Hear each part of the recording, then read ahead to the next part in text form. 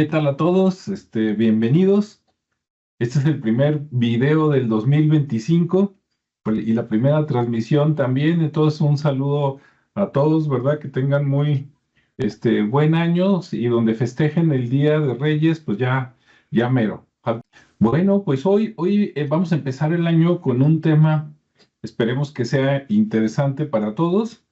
Y el tema es el siguiente. Este. Dependiendo de dónde vivan ustedes, si viven en América, y depende en qué país de América, ¿verdad? O si viven en España, el tema de cómo se dio la conquista de América va a tener algunas diferencias. Esas diferencias, realmente los culpables son los gobiernos que se tienen en los países. Y pues nos han hecho creer, por no decir que nos han manipulado un poquito, la diferencia entre la versión oficial y la versión real, ¿no? Bueno, para entendernos bien, porque estas diferencias en algunos casos a lo mejor hasta han generado, ¿cómo digamos? Sentimientos encontrados, pleitos, puntos encontrados, discusiones, etcétera.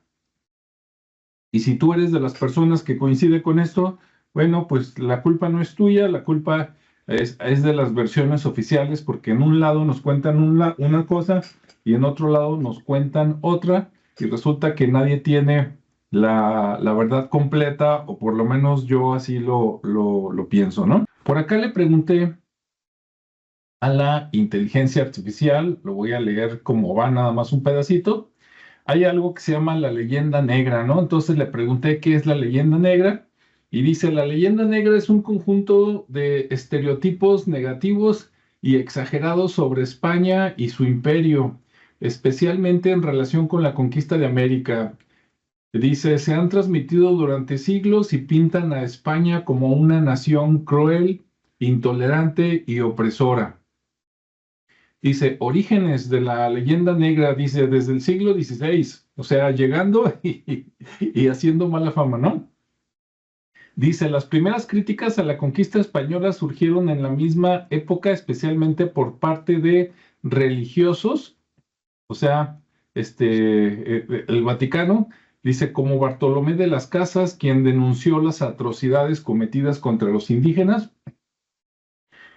Y después en los siglos XVII y XVIII, dice, con el declive del Imperio Español y el ascenso de otras potencias europeas como Inglaterra y Francia, ¿no? Bueno, después se me ocurrió preguntar lo siguiente. Digo, ¿qué diferencias hay entre las versiones sobre la conquista de América que se enseñan en las escuelas de México, España y Estados Unidos? Y las respuestas fueron las siguientes.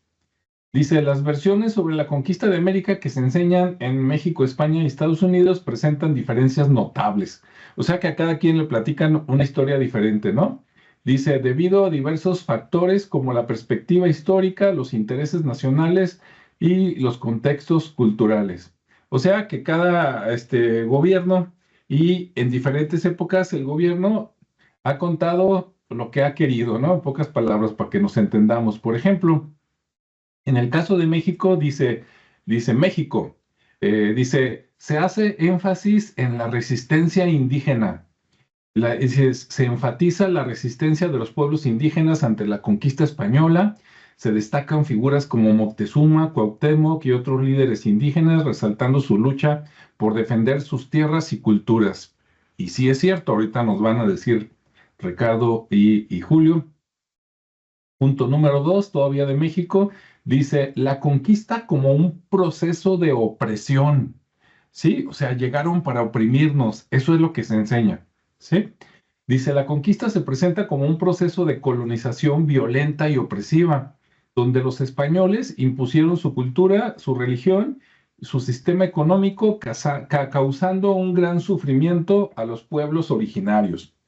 Y por último, en el caso de México, dice críticas al sistema colonial. Dice, se analiza de manera crítica el sistema colonial español, sus consecuencias sociales, económicas, culturales y su impacto en la formación de la identidad mexicana. Y nosotros, bueno, por lo menos Ricardo y yo, que estamos en México, pues efectivamente, ¿no? Claro, hay más puntos, ¿no? Pero esos que dicen que se nos da educación de que los pueblos resistieron y vinieron y nos fregaron y que nos oprimieron, ¿sí? Y que se critica mucho lo que pasaba, sí es cierto. Ahora, en España, los mismos 3 puntos, dice, en España se hace énfasis en la expansión del imperio. Pues claro, ¿verdad? Dice, en España la conquista suele presentarse como parte de un proceso de expansión del imperio español, destacando los logros culturales, los logros religiosos y económicos de ese periodo. Obviamente, pues es la historia, digamos, de parte de los vencedores. Y ahorita les voy a decir por qué parte de los vencedores y no los vencedores. Segundo punto, justificación de la conquista. Se suelen presentar justificaciones para la conquista como la difusión de la fe cristiana y la civilización europea, ¿no? O sea, eso es lo que les platican. Ah, es que fuimos a enseñarles la fe. Fuimos a civilizarlos. Y si aquí hay españoles, después que vean este video, coméntenos y díganos si es cierto o no es cierto. Y el tercer punto de España dice menor énfasis en la violencia. Pues claro, ¿verdad? Ni modo que platiquen la cosa, la parte mala.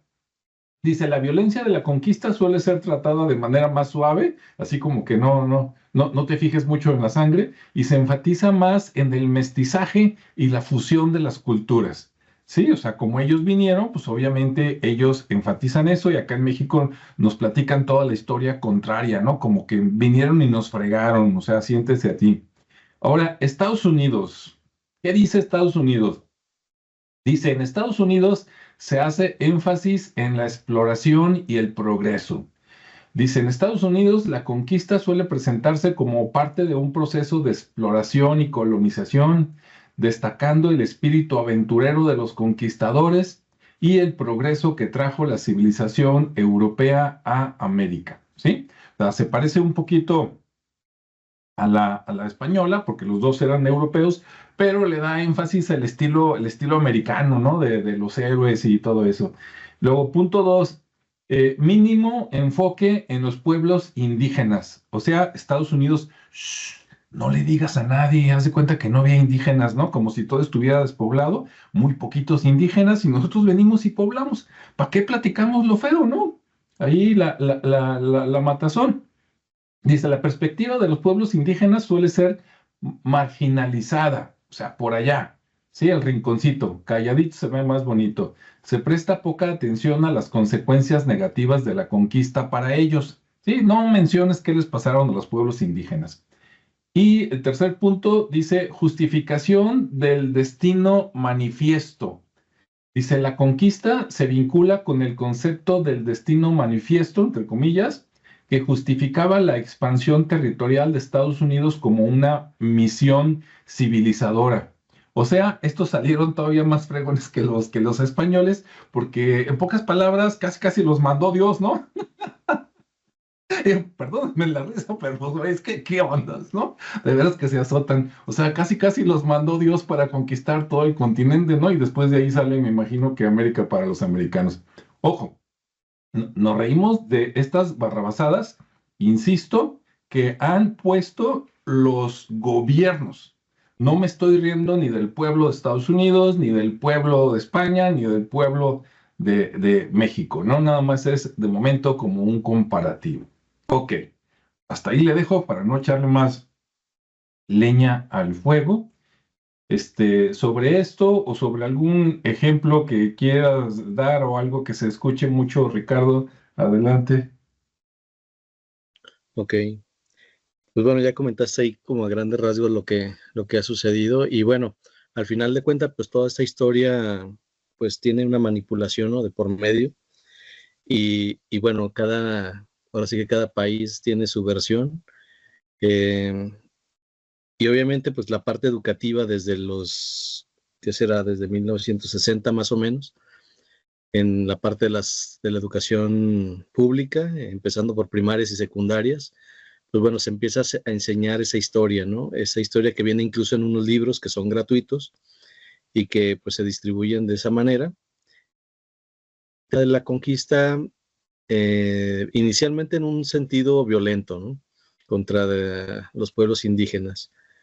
¿Por qué? Porque esa es como la parte que pareciera es interesante o es importante o es conveniente, mejor dicho, que se conozca, ¿sí? Cómo esos agravios, o sea, cómo llegaron y cómo sometieron al pueblo mexicano o al pueblo de Tenochtitlan, a los mayas, aztecas, a todos los que se encontraron en ese momento aquí en este continente.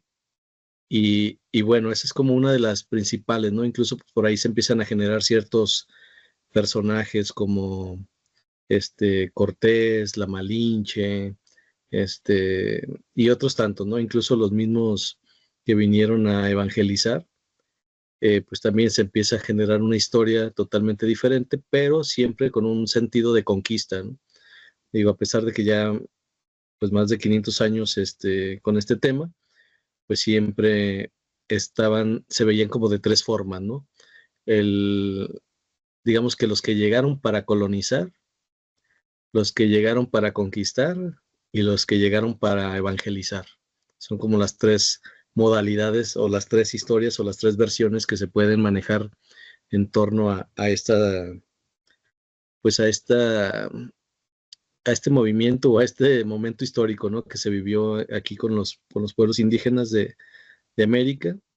Y bueno, empezamos por el tema de que comentaba, pues ha sido como un tema muy violento para la parte de México. ¿Por qué? Porque pues llegaron con un sentido de conquista y se decía, o bueno, en un principio pues porque ellos traían espadas, traían armas y pues acá pues también tenían sus armas, pero eran diferentes, ¿no?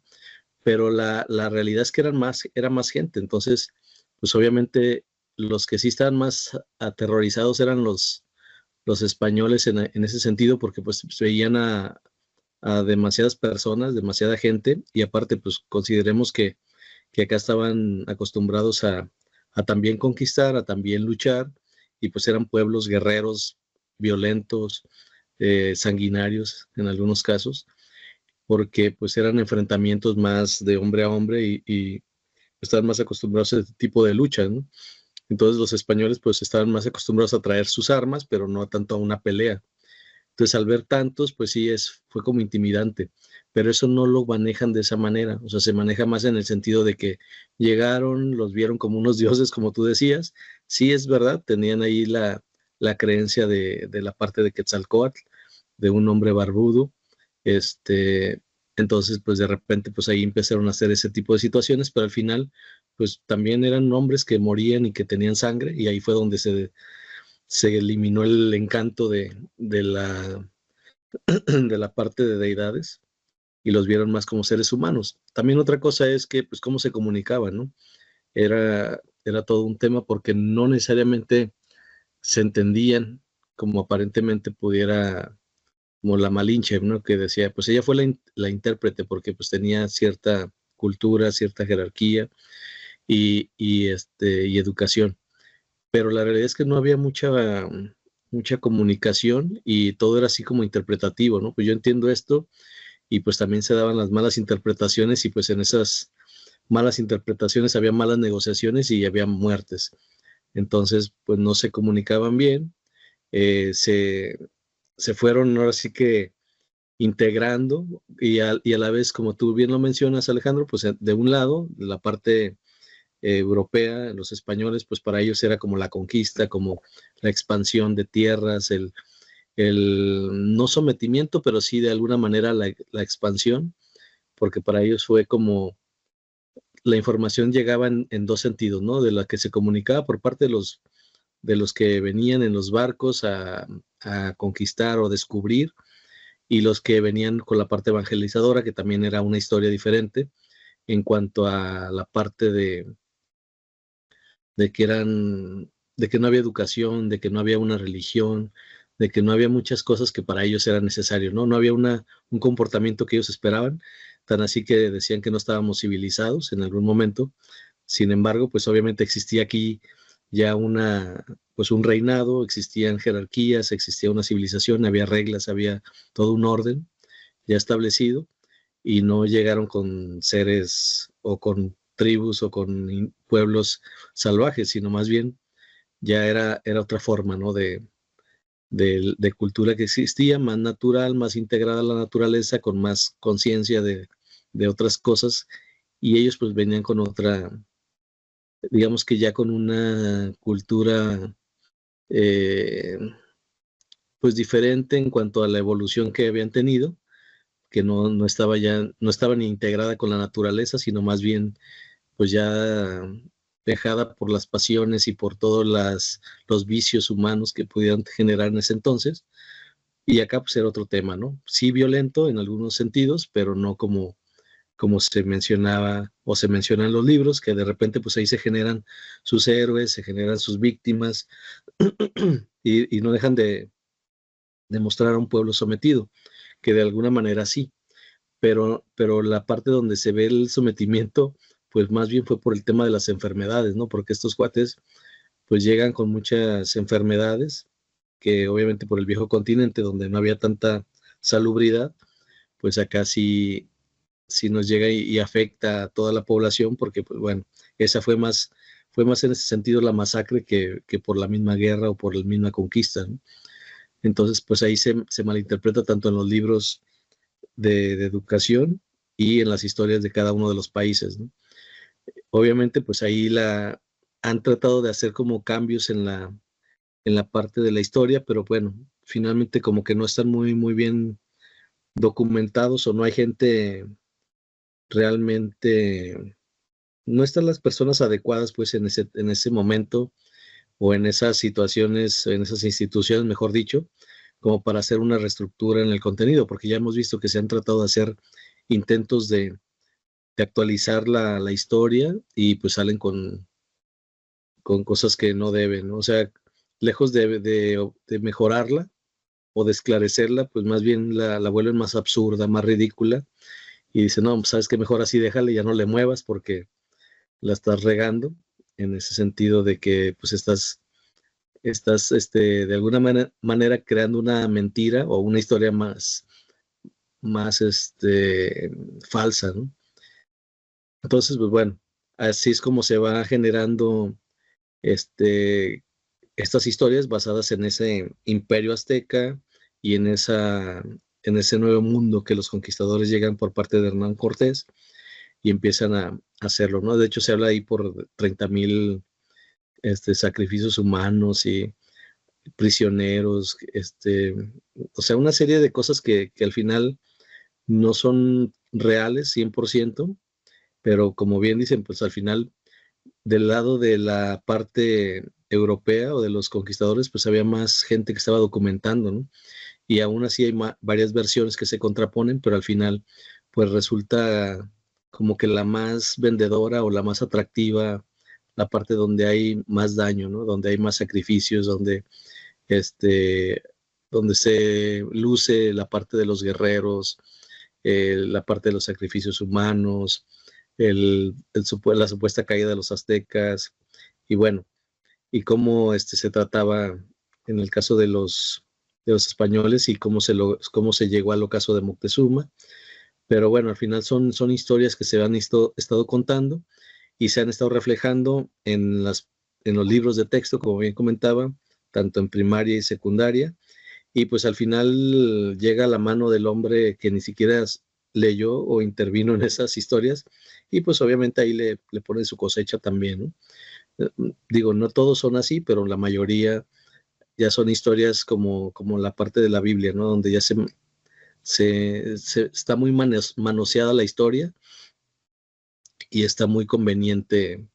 ¿Por qué? Porque de alguna manera conviene que las culturas actuales o las que se vienen, pues sigan pensando en que la parte del sometimiento, ¿no? Esa es una de las partes importantes en la cultura que los gobiernos, en este caso el mexicano, pues les conviene, es muy conveniente que se vean así como muy sometidos y que hay siempre alguien superior a nosotros, ¿no?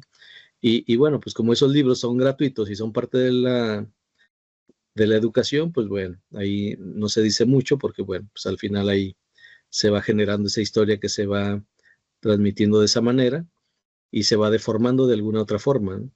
Entonces sí creo que es importante rescatar esa situación, esa parte cultural y que al final pues veamos como los mitos y las realidades de lo que está sucediendo para que al final de cuenta a lo mejor no tenemos la verdad absoluta, pero pues tenemos una verdad que nos permite tener que nos permite generar una mayor reflexión a lo que pudo haber sucedido y obviamente una curiosidad por conocer la historia, ¿no? La historia que realmente es investigada por nosotros y por gente que tal vez tenga mayor conocimiento y no simplemente por quien nos la está contando, que es como la parte conveniente de esa historia, ¿no? No sé ustedes qué opinan. Por ejemplo, Julio, ¿tú qué opinas? Bueno, sí, en primer lugar me gustaría empezar con un encuentro entre una mexicana y una española que empezaron a alegar por esos motivos, ¿no? De todo lo que estamos platicando. Le dice la mexicana a la española, así dijo, mira todo lo que vinieron a hacer tus ancestros. A lo que la española le responde, mis ancestros se quedaron en España, por eso yo soy española.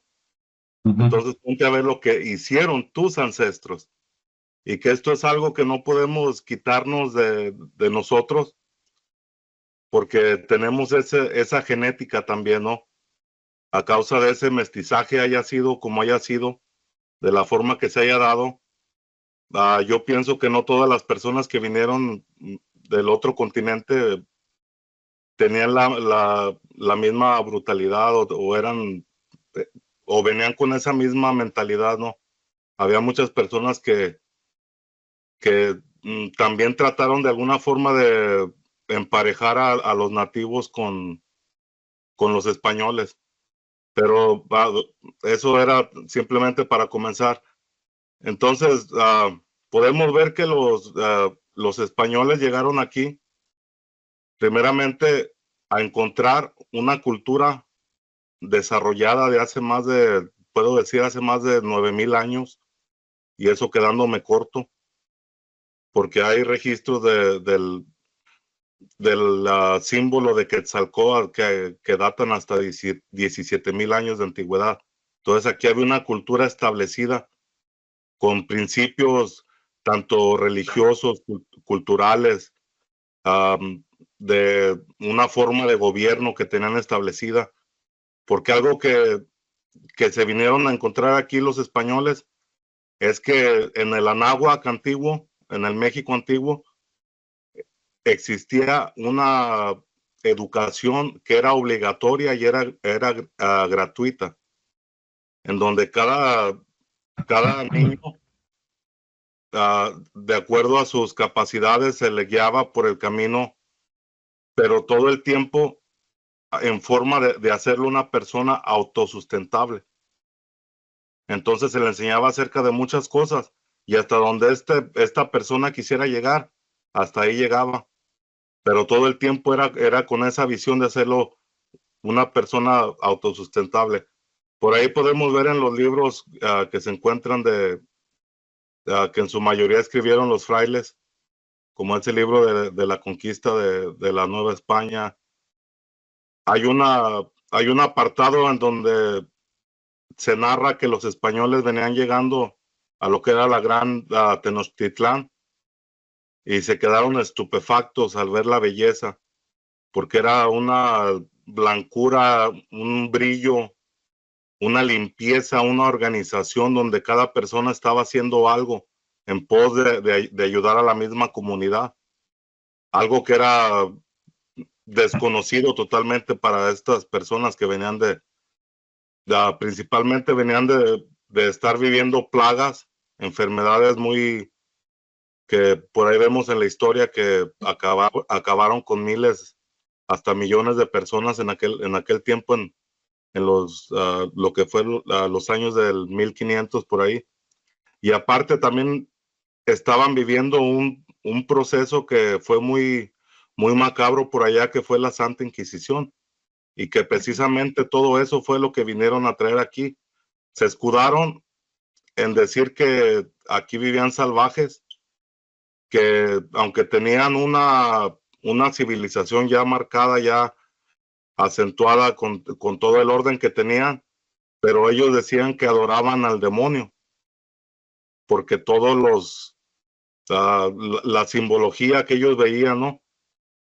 Que en realidad yo y ninguno de ustedes estuvimos ahí para poder decir que en sí sucedían los sacrificios, porque desde lo que era la religión tolteca, que era la toltecayo o la toltequidad, se apreciaban todos estos valores, tanto naturales como del ser humano. Ahí se hacían los grandes tlatoanis que iban a gobernar en muchas partes del territorio de la náhuatl.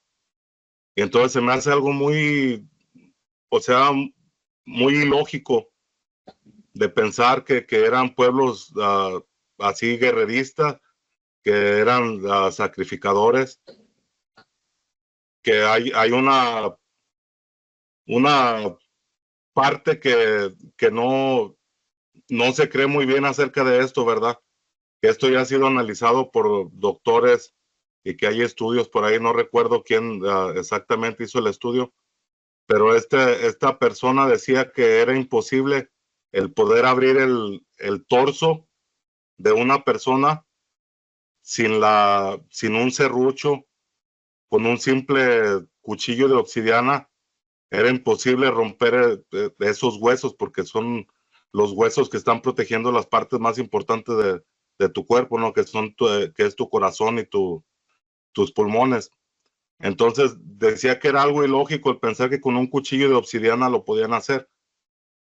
Y por ahí queda también el conocer que muchas veces esto que era llamado como la Guerra Florida, que era lo que se les achacaba a los aztecas, que a lo mejor también no quiero ir a todo por un lado, sino llevar una neutralidad, que a lo mejor los aztecas sí eran más de ese pensar de sacrificio, ya que eran un poco menos intelectuales que el resto de los grupos que vivían ahí, que hasta las personas que estudian el náhuatl, ellos saben que todo lo que fue dejado por los aztecas o mexicas es una forma del lenguaje, pero muy por debajo de lo que eran los otros grupos, porque este lenguaje era algo especial, era como una forma de recitar, se les enseñaba cómo hablar en público. Entonces eran muy buenos para hacer conferencias, para llamar la atención, porque era una forma como cantada, melódica, y de una forma, una palabra dulce, que era también como llamaban ellos, que era la forma de expresar. Entonces estos mexicas no tenían esa cultura. Es como si empezara. Y estas personas llegaron aquí y no pienso que no se hayan dado cuenta, o si se dieron cuenta, no les importó, o si no es que eran personas muy ignorantes que no supieron reconocer una civilización como la que estaba aquí, que tan solo no eran el solo territorio de México, sino que la náhuatl comprendía, de acuerdo a la tradición oral, desde Nicaragua, que Nicaragua significa o era conocido anteriormente en náhuatl como Nicac Aguac, como hasta aquí el Anáhuac, y que en su parte norte se extendía hasta lo que era el sur de Canadá, y que hay pruebas que yo he podido ver a lo largo de todo este tiempo que he estado investigando acerca de culturas ancestrales, y sí había una conexión entre estos pueblos, que no es que simplemente los de México eran los de México y ya allá con otros pueblos no se conocían. Hubo conexión con todo lo que son las tribus de los pueblos, de los Hopi, con lo que era la parte central de México. Pero simplemente ahí en esa parte central de México fue donde se pudo desarrollar lo más grande de la cultura, en donde estaban, era ese centro cultural, ¿no? Por eso es que había tantos pueblos, había tantas ciudades, tantas edificaciones, y que los otros pueblos, pues, de otras partes también, que eran centros culturales, venían, o si no, los de México iban para allá.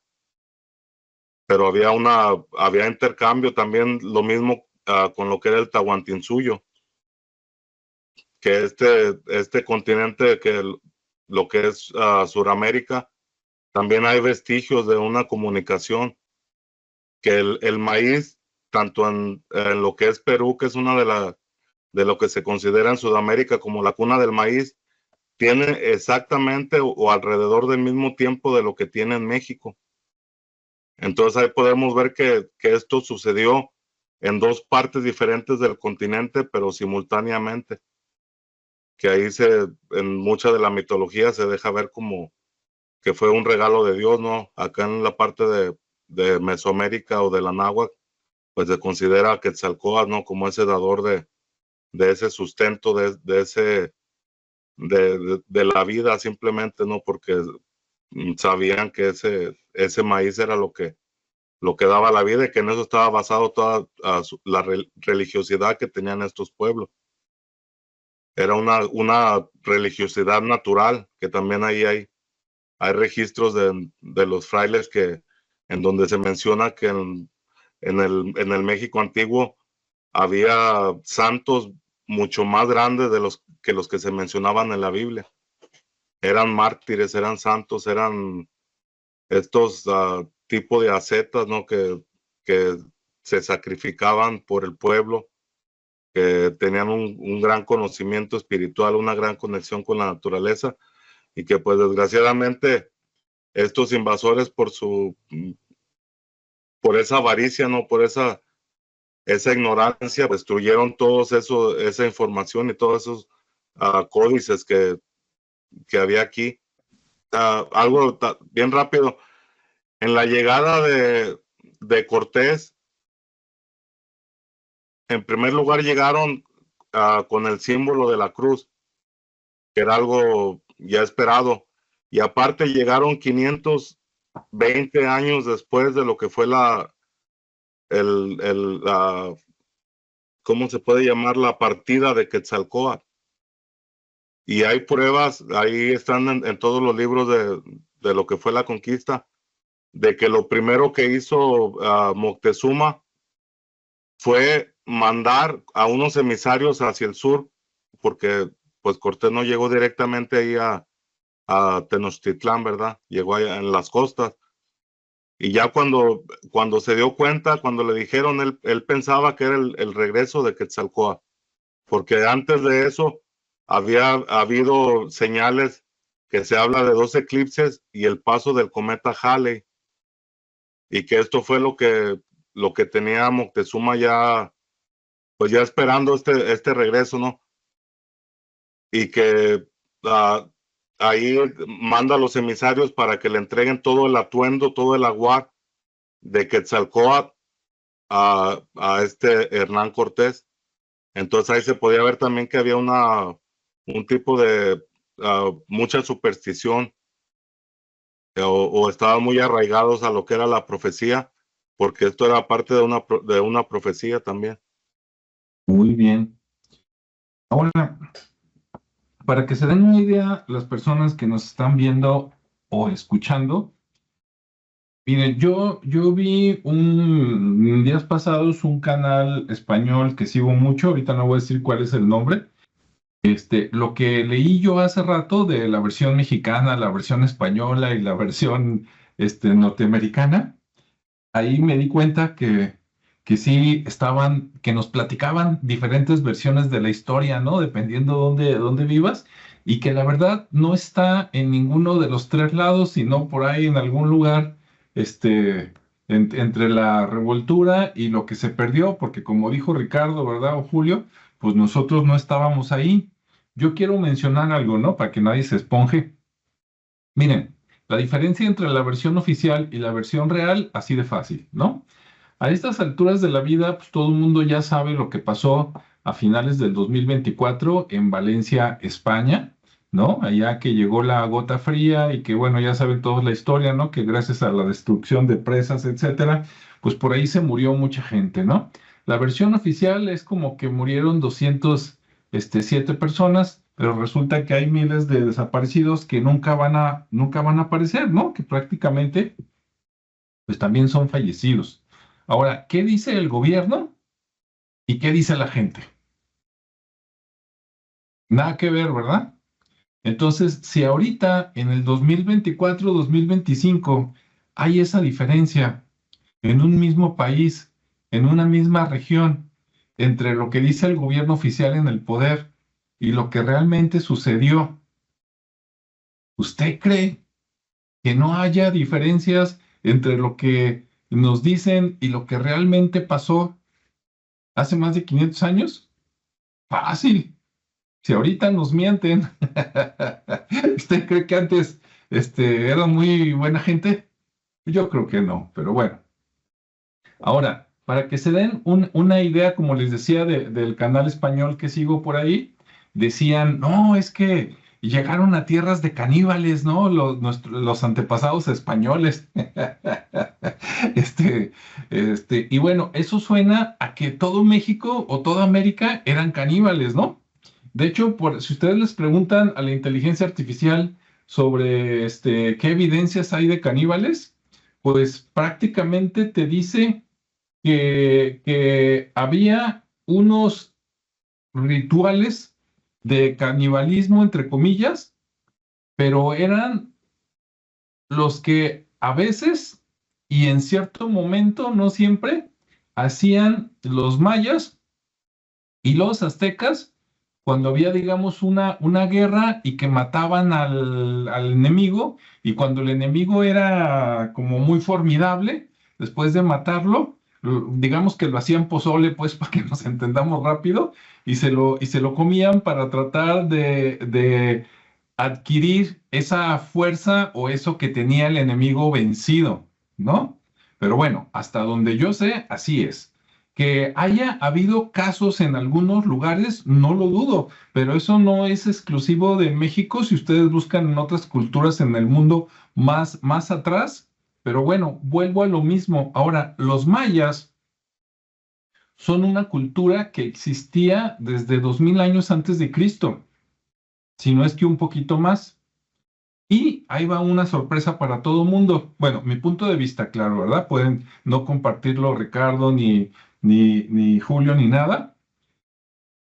Si nos vamos a la gente, al pueblo maya, no a los gobernantes, no a los guerreros, si nos vamos al pueblo maya, el pueblo maya hasta la fecha sigue existiendo en México. Váyanse a Quintana Roo, váyanse a Yucatán, váyanse a Chiapas y siguen hablando mayas y dialectos mayas. O sea, el pueblo maya, los descendientes mayas siguen existiendo, cosa que no sucedió, digamos, con los aztecas o los mexicas, ¿no? Porque pues hubo la guerra, acabaron a la mayoría y luego se mestizaron, etcétera. Pero si ustedes van al sur de México o a Guatemala o a Honduras, allá siguen, tú vas, es más, ves a la gente físicamente y ves los labrados ahí jeroglíficos mayas y son los descendientes y todavía hablan algunas de esas lenguas. Que ya no tengan a lo mejor la espectacularidad, que ya no hagan pirámides, que ya no sepan qué onda con sus gobernantes. Bueno, esa es otra historia, ¿no? Pero es como si habláramos, para que nos entendamos bien, de los fundadores, ¿no? Allá George Washington en Estados Unidos y ahora habláramos de Donald Trump. O sea, dices, no, pues son los mismos, son los descendientes, ¿verdad? Entonces no se acabaron. Y los mayas, desde mi punto de vista, otra vez, muy, muy personal, yo el imperio, bueno, el imperio maya o los mayas los veo en tres etapas. Una etapa donde se desarrollaron y adquirieron todo lo bueno, ¿no? Que el cero, cómo hacer pirámides, etcétera, etcétera. Y una segunda etapa donde se volvieron más espectaculares, pero que desgraciadamente se hicieron guerreros. Y entonces empezaron a pelear entre unos reinos y otros, entre ellos mismos por codicia, como los gobernantes actuales, y después empezaron a acabar también con parte del ecosistema y se los llevó pifas, ¿no? Por eso valieron churro, mi punto de vista, ¿no? Que si alguien dice que se los llevaron los extraterrestres, pues yo no sé. Entonces decayeron esos segundos mayas, digamos, los que se hicieron malos, fueron los que se acabaron, pero el conocimiento venía desde la primera etapa, digamos, desde los buenos, desde los originales. Y ya que se acabaron y ya no hicieron esas ciudades, ¿qué pasó? Pues que se acabaron esos imperios, pero el pueblo maya sobrevivió y es lo que queda ahí, lo que queda en el sur de México, ya obviamente revueltitos con medio mundo, ¿no? Porque si usted va y visita, pues por allá está Cancún y otras cosas, y ahí usted ve de todos, ¿no? Chinos, canadienses, alemanes, americanos, japoneses, así como si estuviera en Nueva York, nada más que allá en la playita, ¿no? Entonces, bueno, ese es mi punto de vista.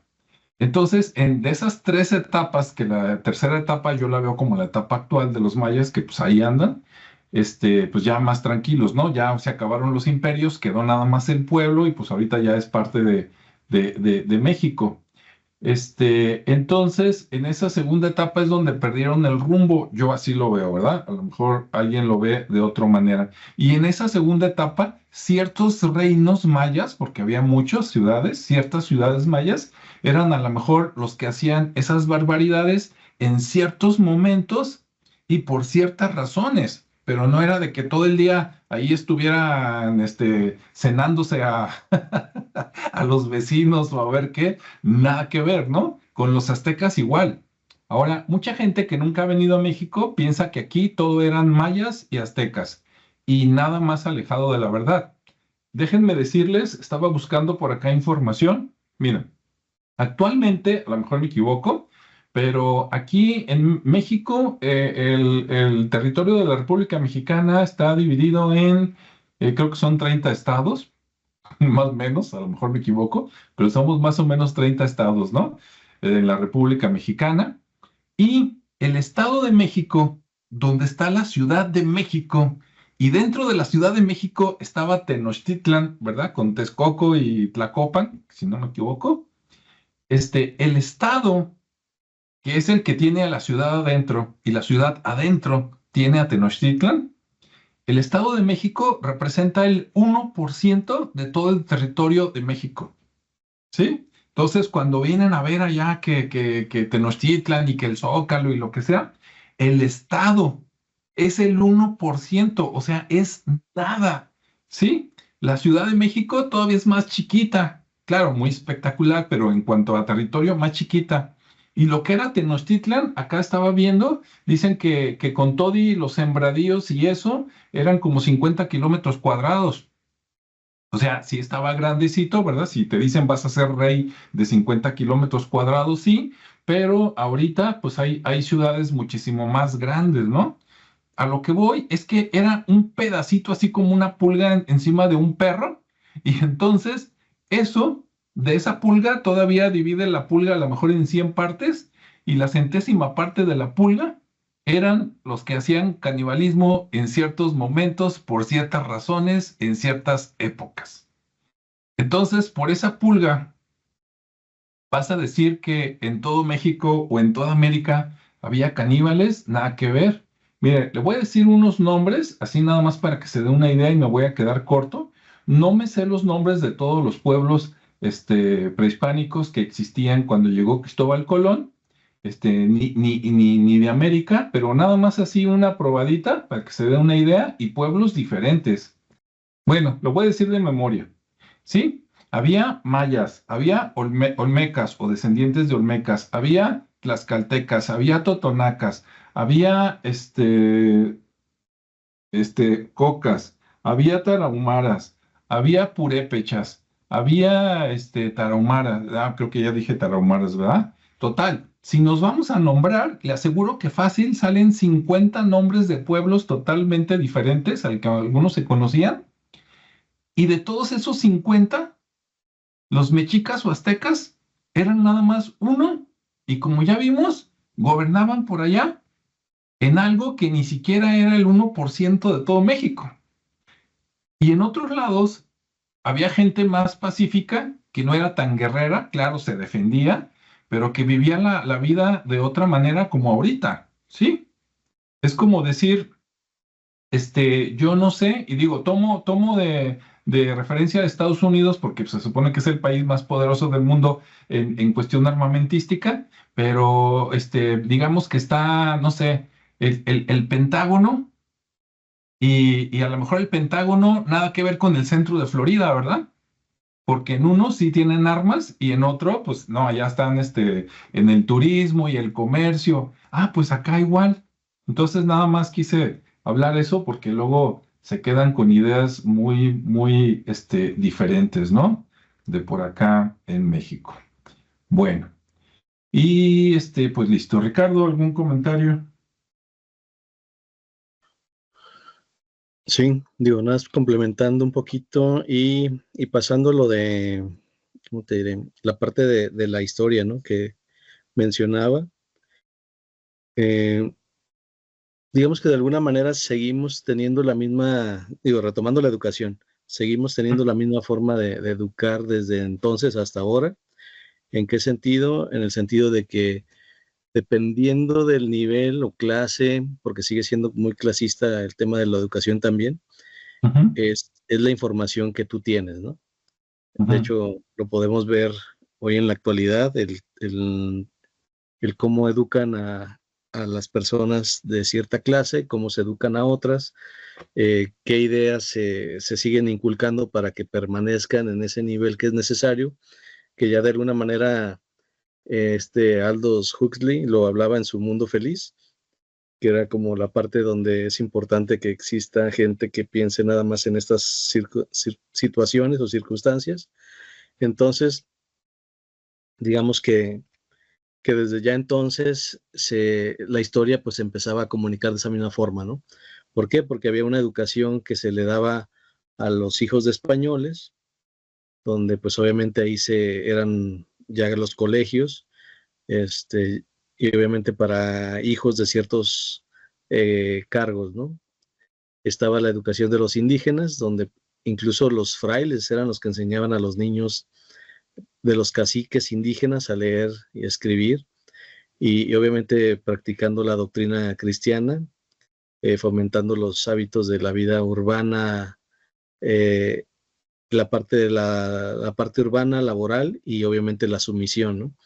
Entonces todo esto auspiciado por esa religión que venía con ese propósito de evangelizar y tener pues gente sumisa y maleable para sus fines, ¿no? Y luego estaba la educación de los mestizos, donde pues también era una educación muy elemental y muy adecuado a lo que se necesitaba que supieran. Eh, y bueno, el acceso a la educación pues era pues muy limitado en general, era muy restrictivo.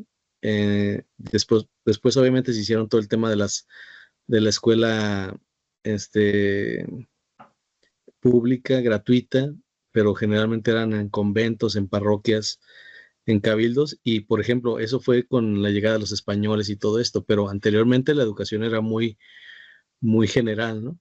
No había, sí había diferencias porque pues había gente que tenía talentos para ser guerreros, otros para ser astrólogos, otros para la cosecha, entonces era en ese sentido, ¿no? La educación y obviamente sí la historia de sus antepasados y todo, pero ya con la llegada de los supuestos conquistadores, pues se da ese tipo de clasificación en la educación y se vuelve más organizada para fines de lo que se necesitaba. Pues obviamente también está la parte de la organización y del financiamiento que se estaba realizando por parte de la nueva, no de la Nueva España, perdón, de España hacia la Nueva España, y por los estados españoles, donde se empezó a organizar, se financiaba la educación, tanto la superior, y obviamente nada más estaba, la educación superior nada más estaba destinada a sus colonias y en determinadas situaciones, ¿no? Entonces se volvió, obviamente desde ahí, clasista, porque pues una vez que permitieron todo el tema del mestizaje, pues se empezó a cuidar también esas sociedades, ¿no?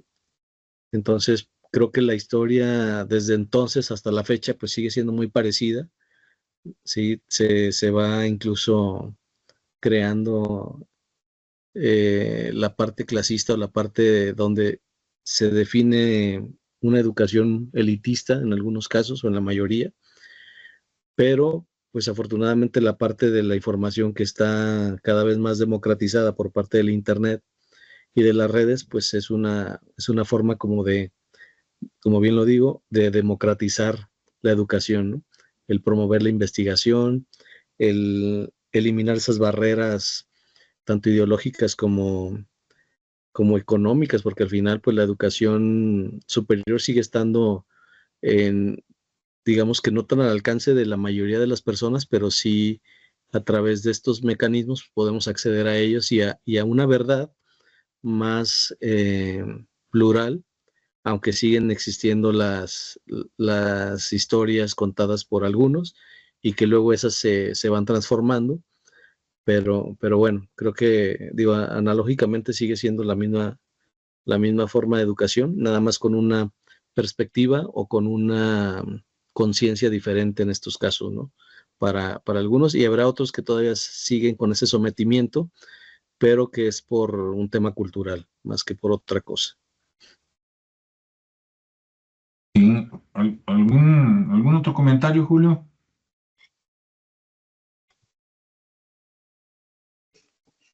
No, pues simplemente, bueno, también aquí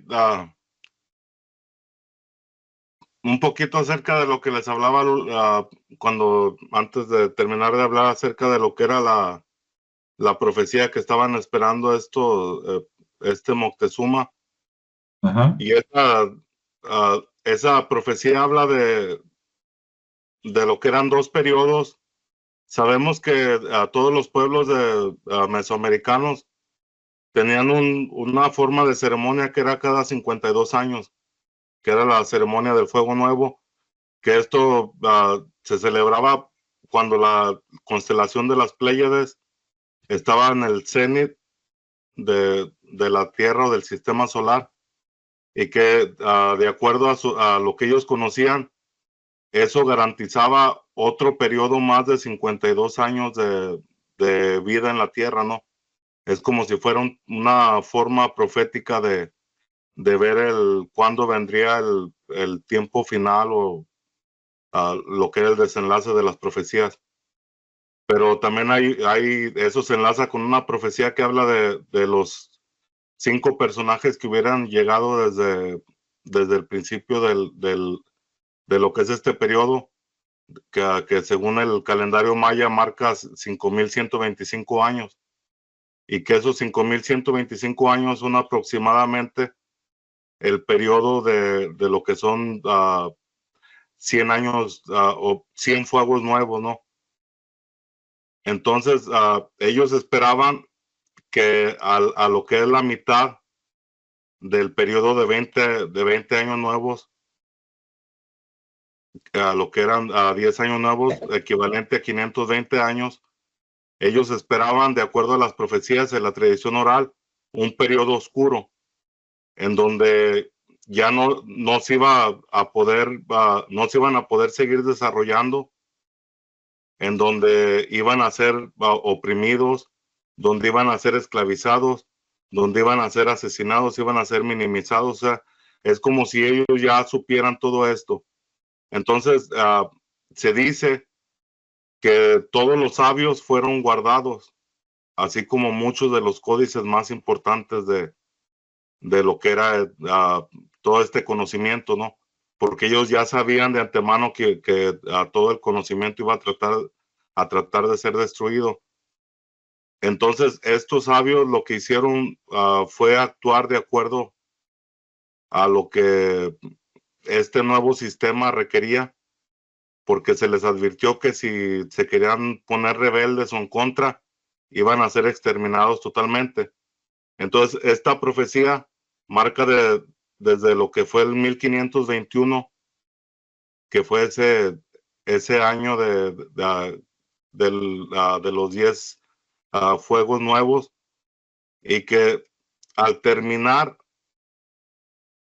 el periodo de 520 años, que si nos ponemos a hacer cuentas de 1521 más 520 años, llegaríamos a 2001, más o menos a lo que es el 2021. Que este periodo sería lo que el calendario marca como la entrada o el principio de lo que es el sexto sol.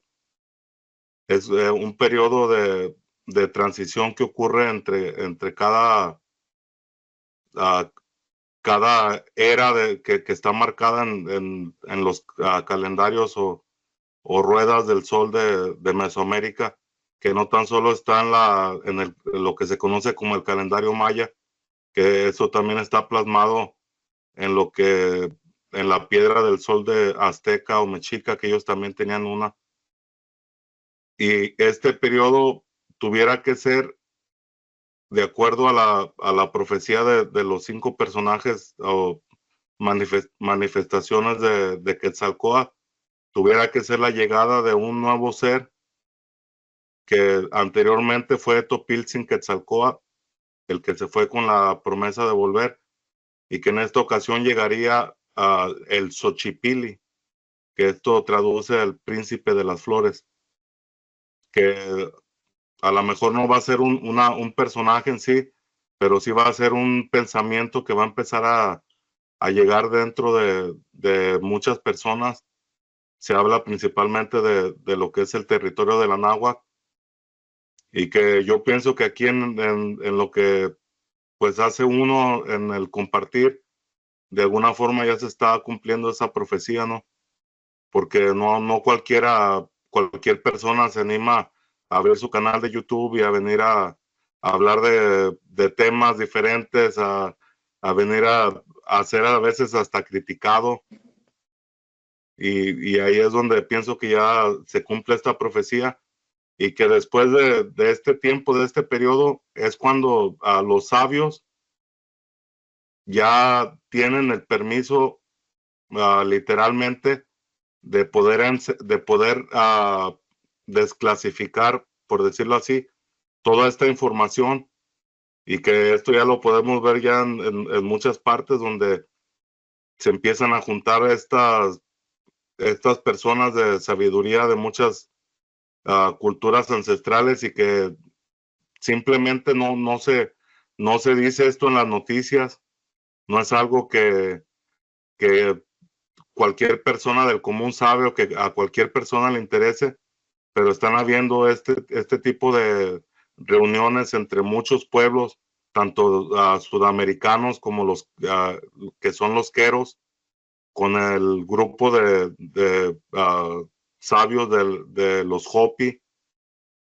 Se han juntado con muchos maestros mayas también, y que ahí están. Y algo que mencionabas tú, Ricardo, Alejandro, acerca de los mayas, que decías que, pues, o sea, de acuerdo a la historia, es un pueblo que a lo mejor por más tiene por ahí del 3000 antes de Cristo, ¿verdad? Antes de la era común, que muchos en ese tiempo se dice que fue cuando llegaron los olmecas, pero que si vemos lo poco que conocemos de la cultura olmeca con lo que conocemos de la cultura maya, es como si hubo una fusión, y que aparte, para que los mayas hubieran tenido todo el conocimiento que tenían astronómico, tuvieron que haber sido un pueblo mucho más antiguo, sino que a lo mejor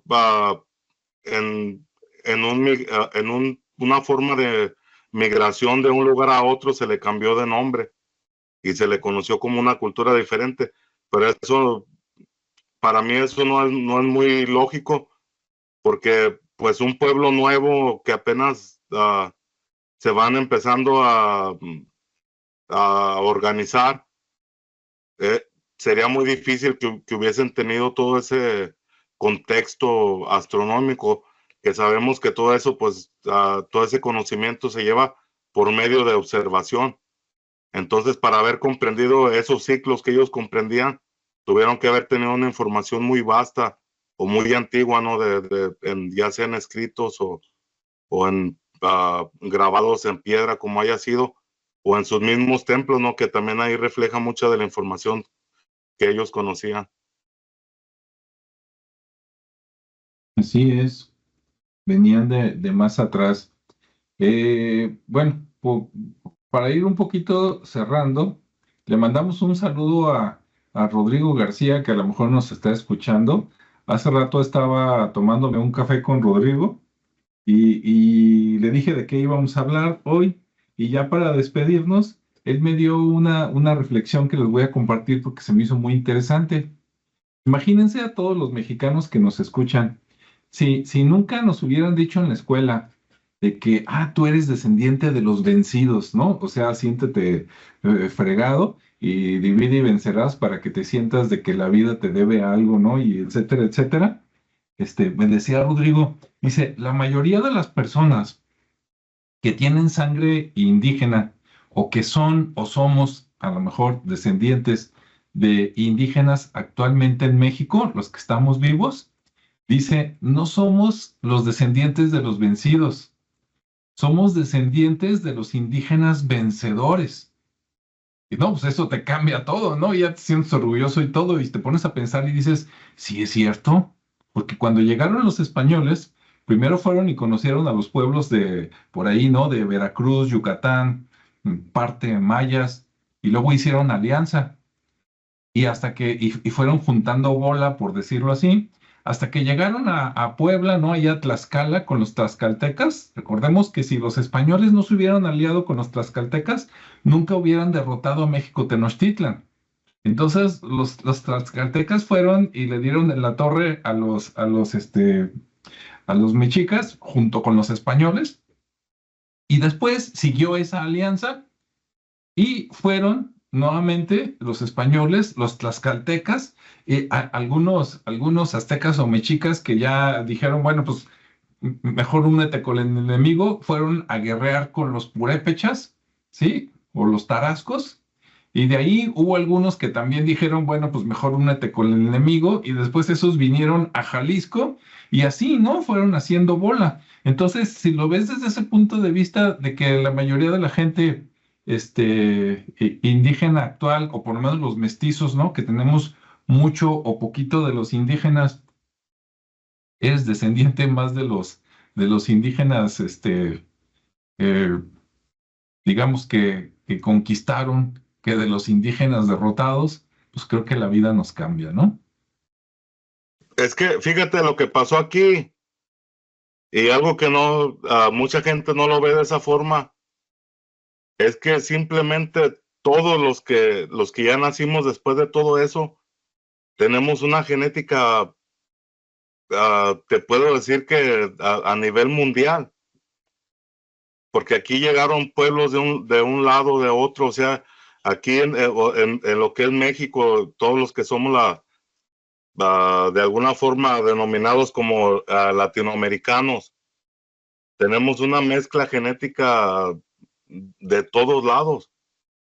Tenemos europea, africana, asiática, o sea, tenemos todo, y aparte la más importante, que es nuestra genética madre, que es la nativoamericana, ¿no? Que es esa raza roja. Aunque ya no parezcamos, ya no tengamos muchos los rasgos, es innegable que está dentro de nosotros, ¿no?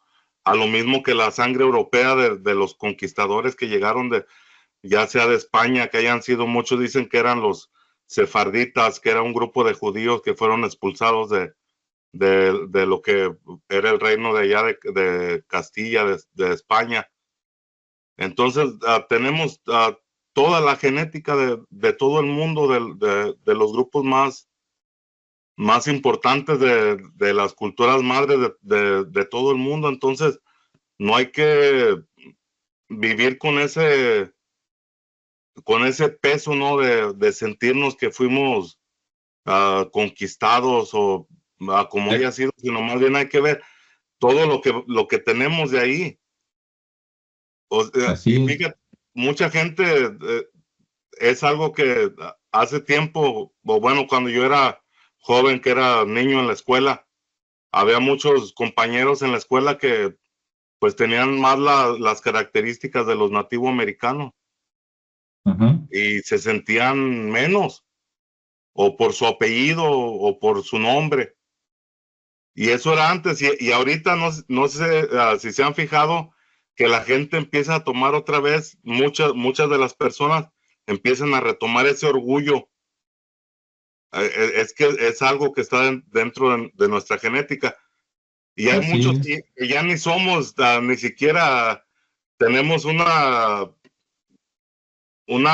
cercanidad en genética con esos nativos, pero muchos que se creen, ya aunque no sean, ellos ya dicen ser ya indios, o sea, no les importa, y ahí vamos viendo que ya van cambiando las cosas, ya empezamos a descolonizarnos. Es lo que, pues más bien, lo que tenemos que hacer, no sea dejar de estar sufriendo por todo eso que pasó y dar ese paso adelante y ser lo que somos. Así es, así de fácil. Fins, sea como sea, venga de donde venga y se vea como se vea usted, siéntase orgulloso. ¿Verdad? Y así vienen de todos lados, digo, también rápidamente, por ejemplo, también los españoles, ellos se revolvieron y conquistaron o fueron conquistados, a ellos también les cayeron los celtas, los galos, los moros, los árabes, también son una revoltura, ¿no? Es que, fíjate, si vamos a lo que es a toda la mitología de cuando era el principio en los mitos de creación de todos los pueblos, tanto en la Biblia como en los Hopi, en los toltecas, mexicas, todo, era el tener migraciones, el expandirse y seguir creciendo como humanidad, ¿no? O sea, ese era como el trato, ¿no? Como la forma, el designio que se les dio como información, que era lo que tenían que hacer, porque de acuerdo a lo que es a todas las profecías de los soles, en el sexto sol, si de acuerdo a lo que vimos, ya entramos a ese periodo de transición hacia el sexto sol, se tiene que empezar a formar una humanidad diferente. Otra revoltura. No, es que ese mismo sol, tanto ya con la revoltura, ese mismo sol va trayendo energías, o sea, somos seres que vivimos del sol. Ese sol va trayendo energía y va haciendo esa evolución dentro de los seres. Entonces estamos en un proceso de cambio de acuerdo a lo que marcan estas profecías de la tradición oral, ¿no? Que también es algo que no se tiene muy contemplado por arqueólogos o historiadores, ¿verdad? Que esto ya es algo que el que crea y el que no, pues simplemente que no escuche. Así es. Pues bueno, ya para cerrar alguna despedida, deseo de año para todo el mundo o algo así. A ver, Ricardo.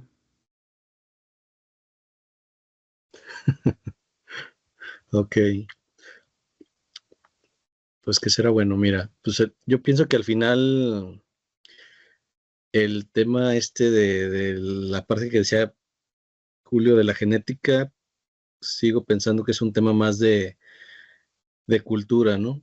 Es decir, los pueblos, los individuos, aún no nos libramos pues de muchas historias, de muchos mitos, de muchas cosas que a lo mejor son buenos o no, depende de cada quien, pero que al final pues ese pasado, ese presente son memorias y pues es un sustento ahí de tradiciones y herencias, ¿no? Entonces, como toda raíz de la rutina y hábitos que nosotros asumimos y adoptamos como parte de nuestras creencias, considero que ese libre albedrío o esa libre elección y lo que decía, la parte de ser más, de tener la información más a la mano, no nos, no nos limita. Al final, la circunstancia en la que vivimos no define quiénes somos. Por lo tanto, considero que esa historia que nos han vendido, pues es una historia, ¿sí? El adoctrinamiento que hemos vivido desde el cine de oro, por ejemplo, más contemporáneamente, pues sigue siendo la misma, pero con otra situación, ¿no? Todo va a la emoción, todo va al subconsciente.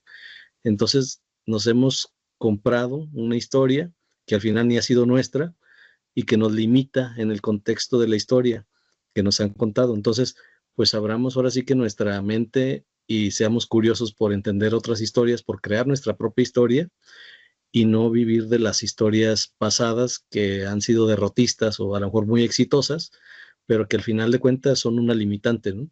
Y esa limitante no la estamos imponiendo nosotros mismos. Por lo tanto, seamos conscientes de cuáles son nuestras limitaciones y busquemos, mejor dicho, superarlas y ahora sí que no tener límites en ese contexto, ¿no? Básicamente lo que yo opino.